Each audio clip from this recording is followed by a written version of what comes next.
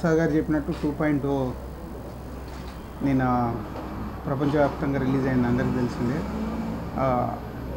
ఈ మధ్యకాలంలో నేను ఏ సినిమా చూడలేదు, ఒకటే రోజు 3 సార్లు చూశాను. నేను మార్నింగ్ 5 o'clock ఫస్ట్ చూశాను 3Dలో, తర్వాత మళ్ళీ బిగ్ స్క్రీన్లో చూద్దామని బిగ్ స్క్రీన్లో 3D చూశాను. సో అందరూ 3Dలో అద్భుతంగా ఉంది అని అప్పటికే శంకర్ గారు కూడా 3Dలోనే ఈ సినిమా చూడండి అంటే ముందు ఐ ప్రిఫర్ ఫర్ 3D. తర్వాత 2Dకి వెళ్ళి శ్రీరాములు థియేటర్లో 2Dలో కూడా చూశాను. 3Dలో నో డౌట్ ఆ విజువల్గా ఉన్న ఈ సినిమా కాబట్టి 3Dని చాలా అద్భుతంగా చేశారు. నాకు 2Dలో కూడా పెద్ద డిఫరెన్స్ అనిపించాల. I enjoy lot in 2D also. అంటే మనము రోబో 1 ఎలా అయితే ఎంజాయ్ చేసామో ఆ రేంజ్లోనే 2Dలో అసలు ఆ మాస్ క్రౌడ్లో కూర్చుంటే అలా విజిల్స్ అవన్నీ ఎంజాయ్మెంట్ సేమ్ ఉంది. సో అటు 3D ఒక అద్భుతం అయితే 2D ఈజ్ వెరీ గుడ్. రెండు వర్షన్లో సినిమా ఐ లైక్ ఇట్.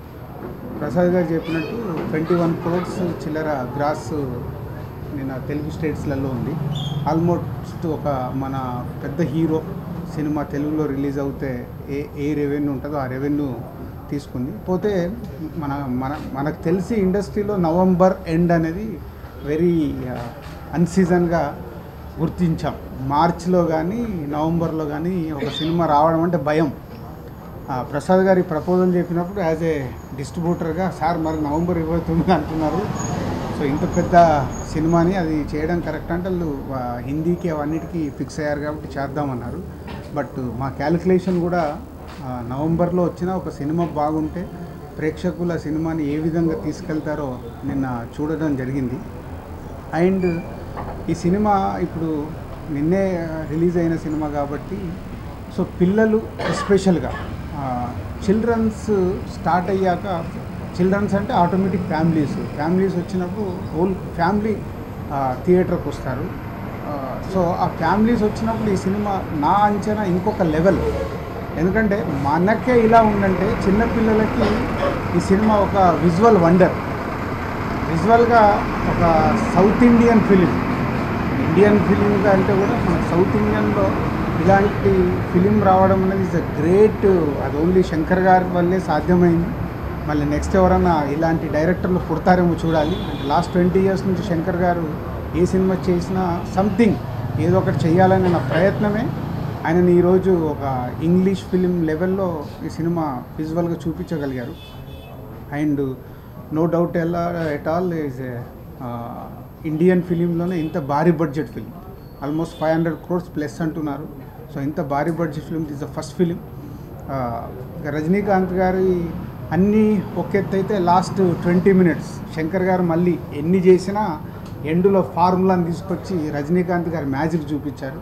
బయటకు వచ్చేటప్పుడు ఆ 20 minutes ఒక ట్రెమెండస్ ఫీలింగ్తోనే ఆడియన్స్ బయటకు వస్తున్నారు. సో చూసిన వాళ్ళు నిన్నే రిలీజ్ అయింది, ఈరోజు నాతో ఇద్దరు మాట్లాడితే మళ్ళీ ఈ సినిమాకి వెళ్ళాలంటున్నారు. సో అదే ఈ సినిమా అలా లాంగ్ రన్. ఎందుకంటే ఈ సినిమా ఎప్పుడు మనం మీడియా ముందు కూర్చున్నప్పుడు పైరసీ చూడకండి అని, ఈ సినిమా పైరసీలో చూసినా ఎవరికి అర్థం కాదు.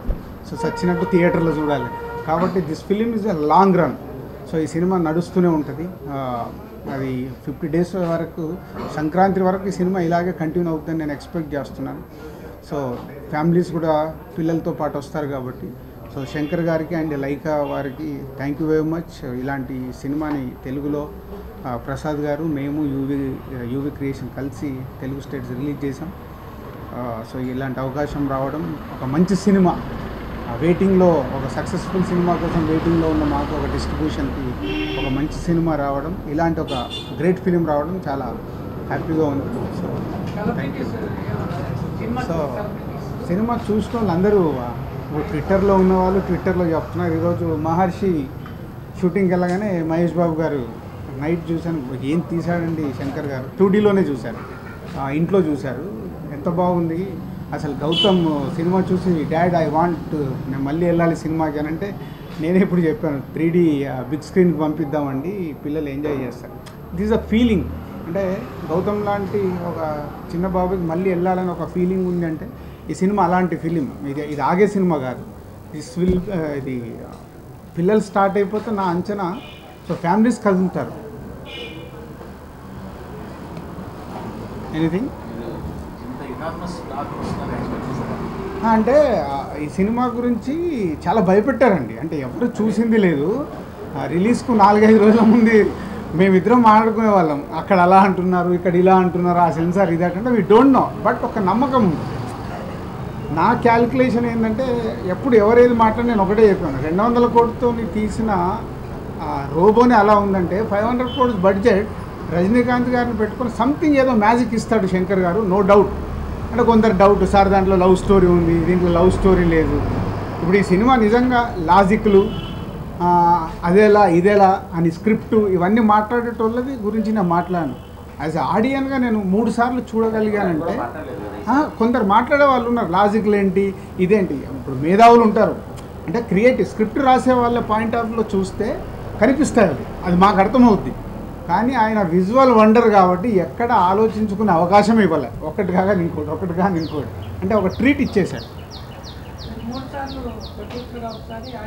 నేను ఎప్పుడు ఆడియన్ కాదు ఫస్ట్ చూసింది నేను ఆడియన్గా. మరి మార్నింగ్ 5 o'clock నేను యూవి వంశీ ఇద్దరం వేసుకొని, వీళ్ళకేమో అక్కడ తమిళనాడులో 5 గంటలకు షోలు స్టార్ట్ అయింది, మాకు లేవు హైదరాబాద్లో. సో 5 o'clock ఇద్దరం వెళ్ళిపోయి వేసుకొని చూసాం. సో అదే ఫీల్.